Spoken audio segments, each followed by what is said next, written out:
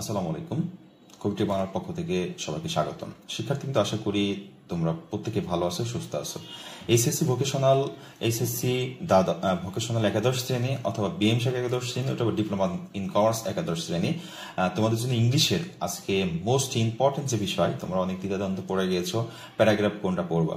তো আমার কাছে মোস্ট ইম্পর্টেন্ট মনে হয়েছে যে প্যারাগ্রাফগুলো, সেগুলো উত্তর সহ আলোচনা করছি। পুরোটা সময় সাথে থাকবে। যারা এই মুহূর্তে আমার চ্যানেলে জয়েন করেছো অবশ্যই চ্যানেলটিকে সাবস্ক্রাইব করে বেল আইকনটি অন করে দিবে। ওকে। আর একটা বিষয় হচ্ছে, যারা এখনো সাজেশন নাও, ইনশাল্লাহ যে সময়গুলো আছে পরীক্ষা চলাকালীন সময়ে তুমি একটা সাজানো গুছানো একটা কমপ্লিট সাজেশন একটা পাওয়া, যেন তোমার পরীক্ষার জন্য অবশ্যই হেল্পফুল হবে। শিক্ষার্থীবৃন্দ, ট্রি প্লান্টেশন বা প্লান্টেশন অফ ট্রি, এটা মোস্ট ইম্পর্টেন্ট এই বছরের জন্য আমার কাছে মনে হয়েছে। হ্যাঁ, এখানে উত্তর সহ আমি দেখানোর চেষ্টা করেছি, এটা একটু মুখস্থ করে নিবে।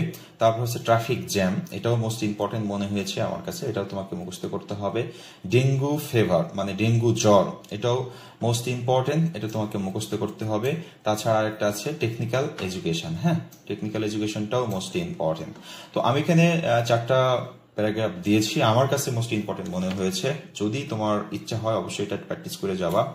আর অন্যান্য যদি তোমার কাছে কোনো ইম্পর্টেন্ট মনে হয় অবশ্যই সেগুলো তুমি কিন্তু প্র্যাকটিস করবা শিক্ষার্থীবৃন্দ। তো এই চারটা